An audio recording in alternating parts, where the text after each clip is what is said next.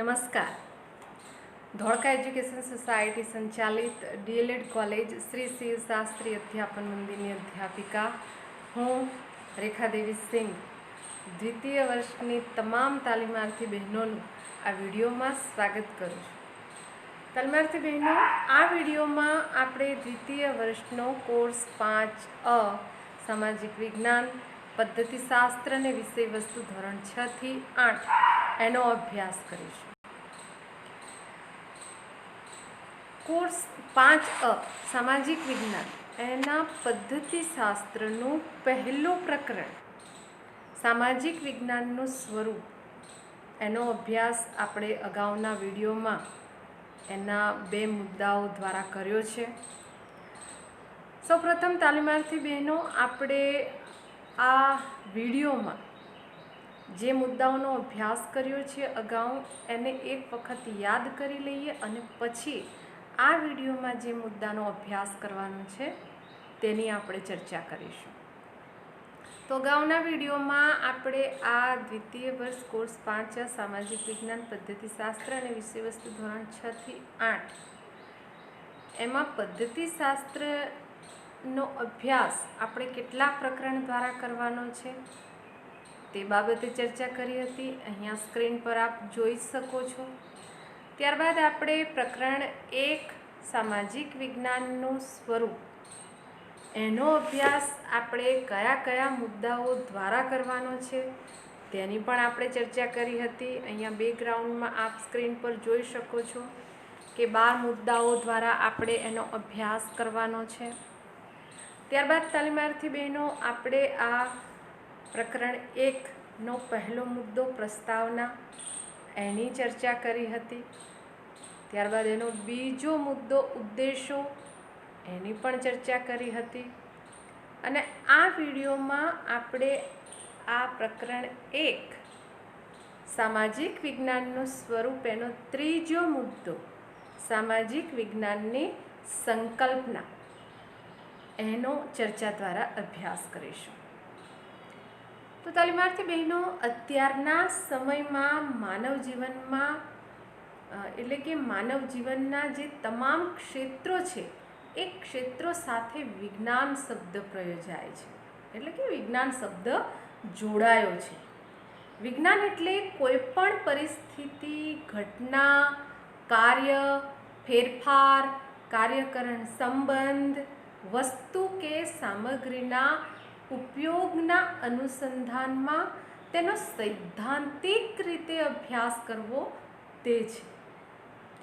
એવી જ રીતે સામાજિક ક્ષેત્રમાં પણ વિજ્ઞાનનો અનુબંધ એ સામાજિક વિજ્ઞાન છે। સામાજિક વિજ્ઞાન એટલે સામાજિક વિજ્ઞાન વિષયનો સંબંધ પ્રજાના સામાજિક જીવન અને પ્રાકૃતિક પર્યાવરણની આંતરક્રિયા સાથે છે। તેના કાર્યકરણ સંબંધનો અભ્યાસ કરવાનું કામ એ આ સામાજિક વિજ્ઞાનનું છે। તો સામાજિક વિજ્ઞાનની સંકલ્પનામાં સામાજિક વિજ્ઞાન એટલે કે સમાજનો વ્યક્તિ સાથેનો અને વ્યક્તિનો સમાજ સાથેનો સંબંધ।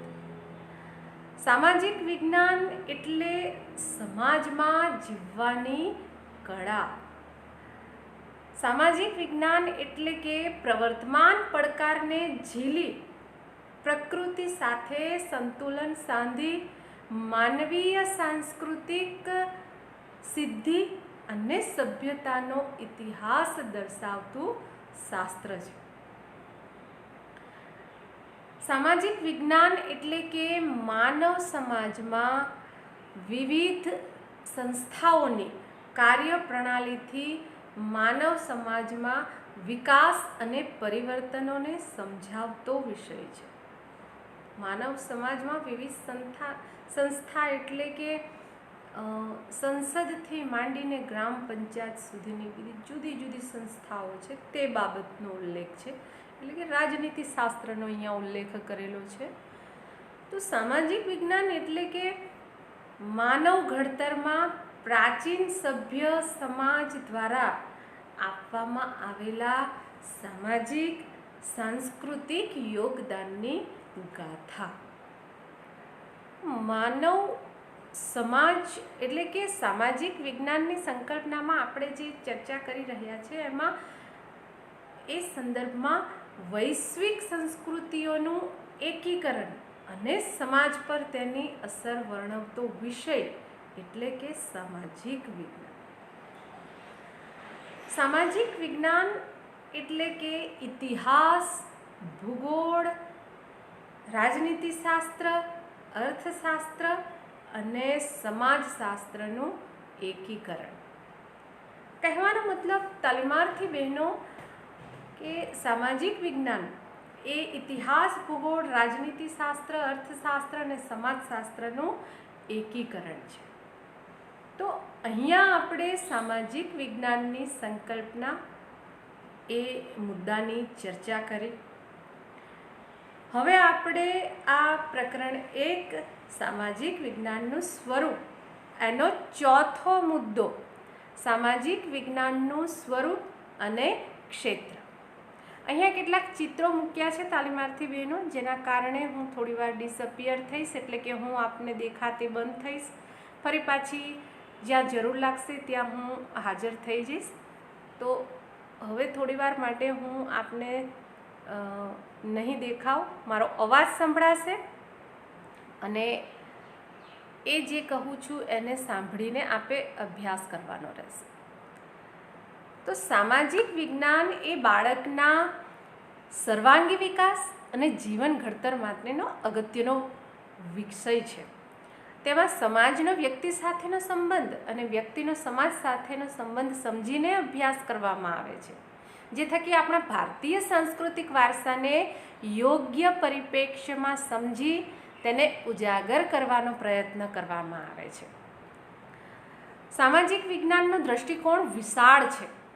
સામાજિક વિજ્ઞાન અને સામાજિક સંદર્ભ હોવાથી તેનું સ્વરૂપ જે છે એ ગતિશીલ છે. સમાજમાં એટલે કે સમાજમાં જે પ્રવર્તમાન પરિસ્થિતિ એટલે કે અત્યારની જે પરિસ્થિતિ છે એની સાથે સીધો સંબંધ ધરાવતા બાળકના રોજબરોજના અનુભવો કે સામાજિક વિજ્ઞાનનો પાયો છે. સામાજિક એટલે કે બાળક આસપાસના પર્યાવરણ સાથેના સંબંધમાં પોતાની પ્રત્યેક પ્રવૃત્તિને સમજવાનું કૌશલ્ય કેળવે તથા વ્યક્તિ વચ્ચેના અને વ્યક્તિ અને સમાજ વચ્ચેનો સંબંધ સમજે અને વિકસે એ જ સામાજિક વિજ્ઞાનનો મુખ્ય હેતુ છે. સામાજિક વિજ્ઞાન એ બાળકના સર્વાંગી વિકાસ અને જીવન ઘડતર માટે અગત્યનો વિષય છે. તેમાં સમાજનો વ્યક્તિ સાથેનો સંબંધ અને વ્યક્તિનો સમાજ સાથેનો સંબંધ સમજીને અભ્યાસ કરવામાં આવે છે. એ બાબતની આપણે ચર્ચા કરી કે જે થકી આપણા ભારતીય સાંસ્કૃતિક વારસાને યોગ્ય પરિપ્રેક્ષ્યમાં સમજીને તેને ઉજાગર કરવાનો પ્રયત્ન કરવામાં આવે છે.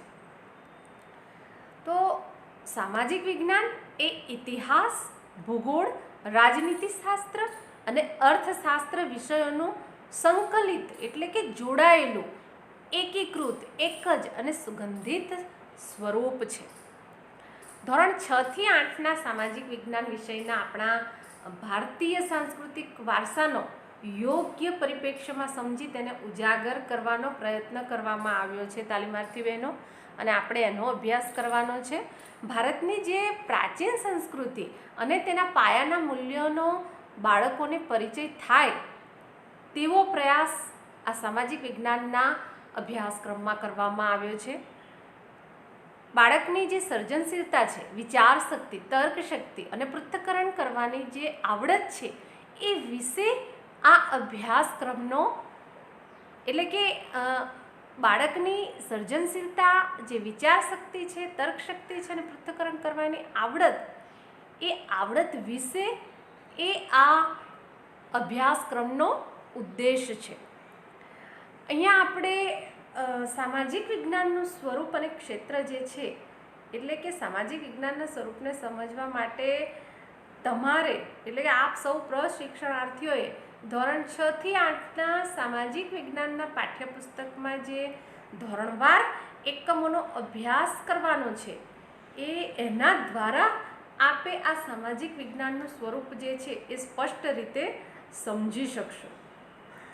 તો અહીંયા આપણે એ બાબતે ચર્ચા કરીશું તાલીમાર્થી બહેનો. તો ધોરણ 6નું જે સામાજિક વિજ્ઞાન છે જેમાં સેમિસ્ટર વાઇઝ નથી અને એમાં 17 એકમો દ્વારા આપણે એનો અભ્યાસ કરવાનો છે, જે આપ અહીંયા જોઈ શકો છો તાલીમાર્થી બહેનો. એ 17 એકમો જે છે એ કયા કયા છે અહીંયા?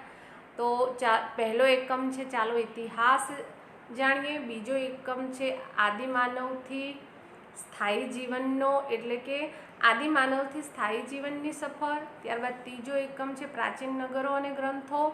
ચોથો એકમ છે ભારતની પ્રારંભિક રાજ્ય વ્યવસ્થા.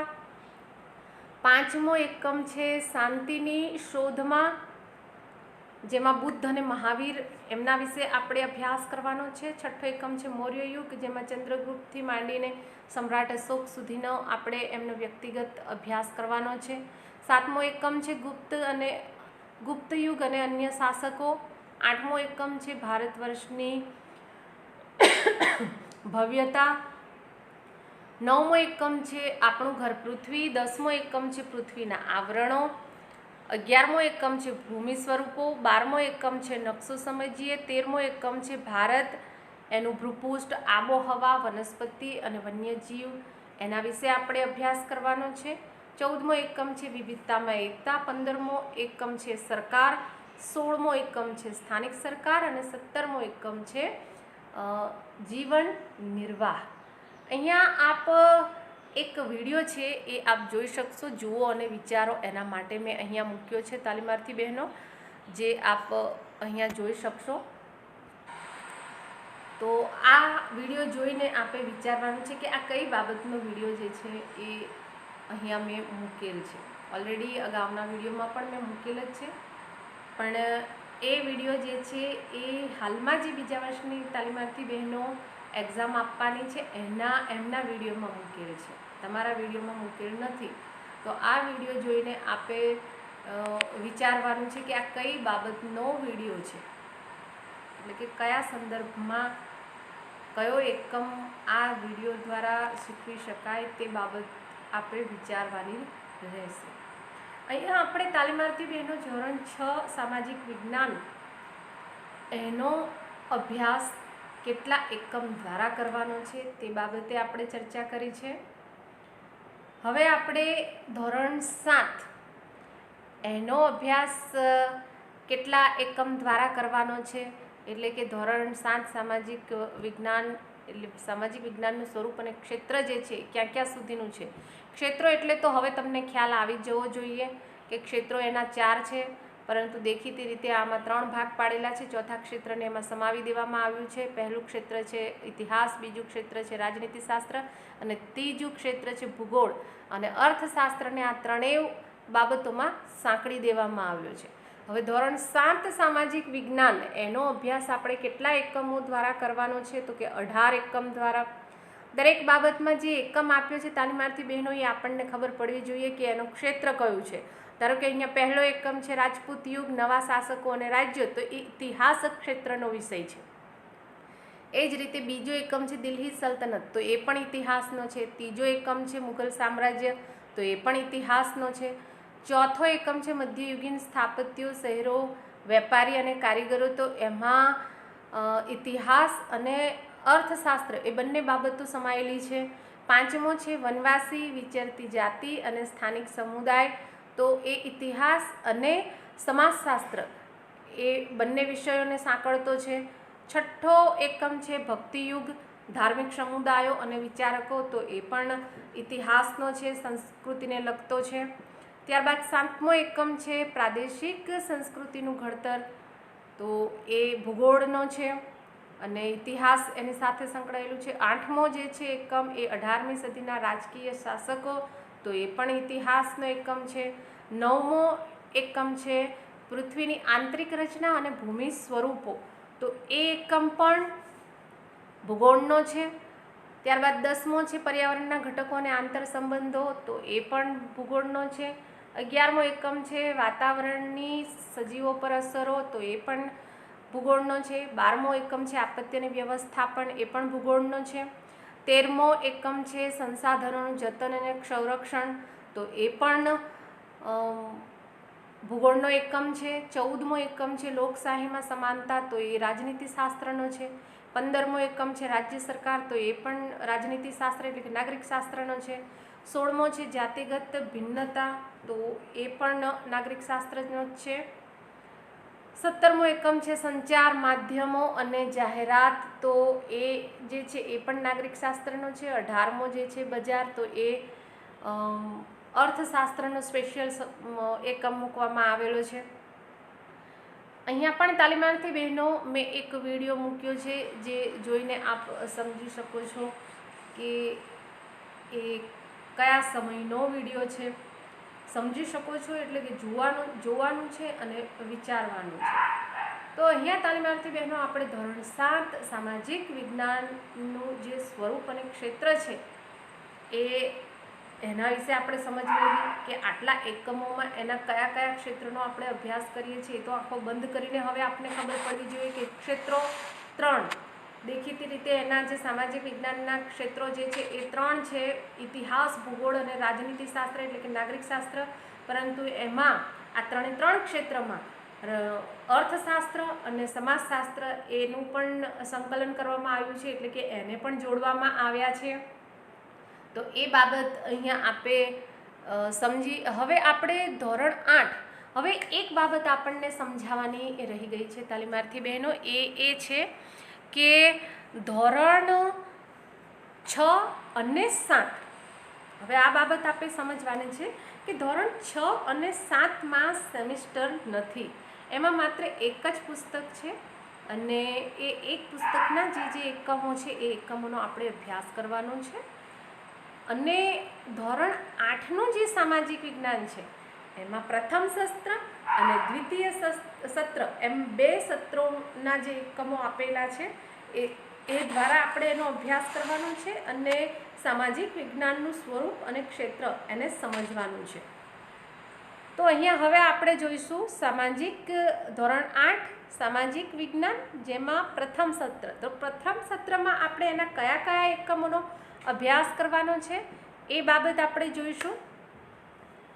તો પ્રથમ સત્રમાં ટોટલ 9 એકમ આપેલા છે અને એ એકમ જે છે એ આપ અહીંયા જોઈ શકો છો તાલીમાર્થી બહેનો. તો પહેલો એકમ છે ભારતમાં યુરોપિયન પ્રજાનું આગમન, જેનું ક્ષેત્ર જે છે એ ઇતિહાસ ક્ષેત્ર સાથે સંકળાયેલો છે. બીજો એકમ છે આપણી આસપાસ શું, તો એ ભૂગોળ ક્ષેત્ર સાથે સંકળાયેલો છે. ત્રીજો એકમ છે ભારતનું બંધારણ, તો એ રાજનીતિ શાસ્ત્રના ક્ષેત્ર સાથે સંકળાયેલો છે. ચોથો એકમ છે વેપારી શાસકો કેવી રીતે બન્યા, તો એ ભારતમાં યુરોપીય પ્રજાનું આગમન એ ઇતિહાસનો છે, તો એ પણ ઇતિહાસનો જ થશે, એટલે કે ઇતિહાસ ક્ષેત્રનો છે. ત્યારબાદ પાંચમો એકમ છે પ્રાકૃતિક પ્રકોપો, તો એ ભૂગોળ ક્ષેત્ર સાથે સંકળાયેલો છે. છઠ્ઠો એકમ છે અંગ્રેજ શાસનની ભારત પર અસર, તો ઇતિહાસ ક્ષેત્ર સાથે સંકળાયેલો છે. સાતમો એકમ છે આબોહવાકીય ફેરફારો, તો ભૂગોળ ક્ષેત્ર સાથે સંકળાયેલો છે. આઠમો એકમ છે લોકશાહી દેશમાં સાંસદની ભૂમિકા, તો એ રાજનીતિ શાસ્ત્ર ના ક્ષેત્ર સાથે જોડાયેલો એકમ છે. નવમો એકમ છે ઈસવીસન 1857નો સ્વાતંત્ર્ય સંગ્રામ, તો એ ઇતિહાસ ક્ષેત્ર સાથે સંકળાયેલો છે.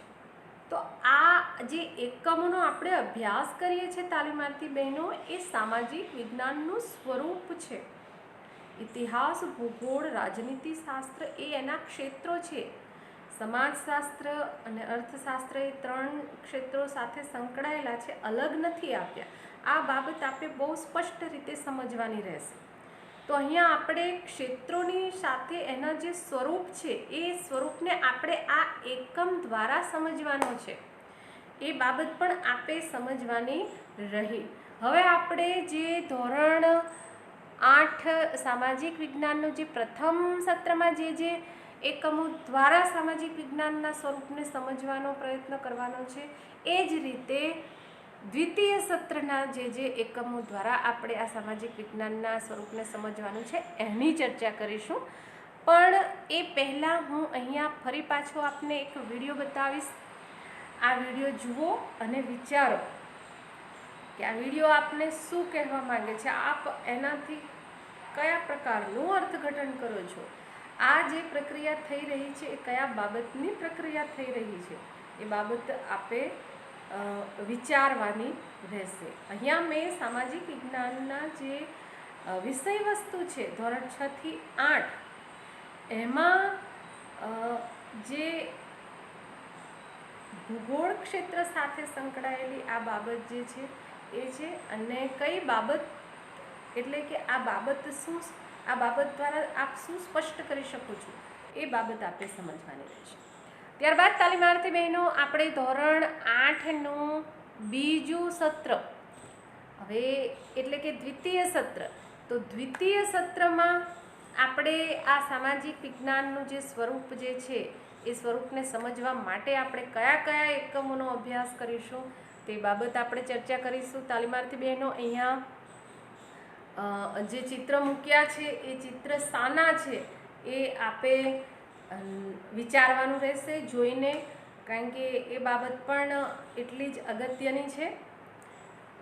હવે આપણે આ જે ધોરણ 8 દ્વિતીય સત્રના જે એકમો દ્વારા આપણે સામાજિક વિજ્ઞાનના સ્વરૂપને સમજવાનું છે એ એકમો આપણે જોઈશું. તાલીમ બહેનો, તો અહીંયા આપ જોઈ શકો છો કે ટોટલ 14 એકમોનો આપણે અભ્યાસ કરવાનો છે.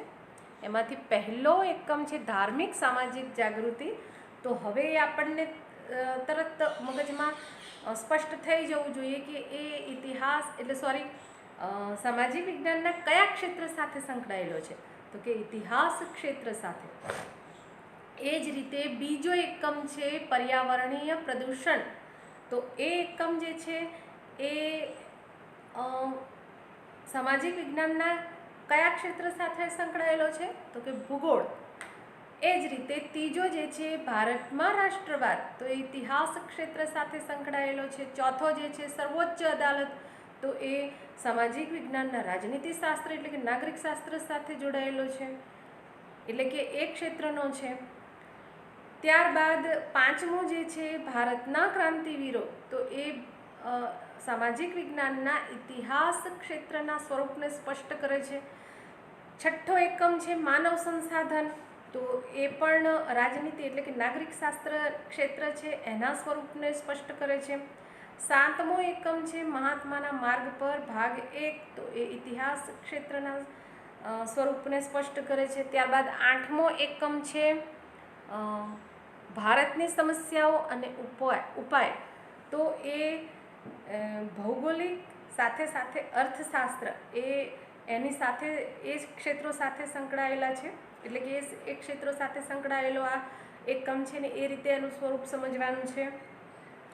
નવમો એકમ છે આપણી અર્થવ્યવસ્થા, તો એ અર્થશાસ્ત્ર સાથે સંકળાયેલો છે. 10મો એકમ છે મહાત્માના માર્ગ પર ભાગ 2, તો એ ઇતિહાસ ક્ષેત્રના સ્વરૂપને સમજવા માટેનો એકમ છે.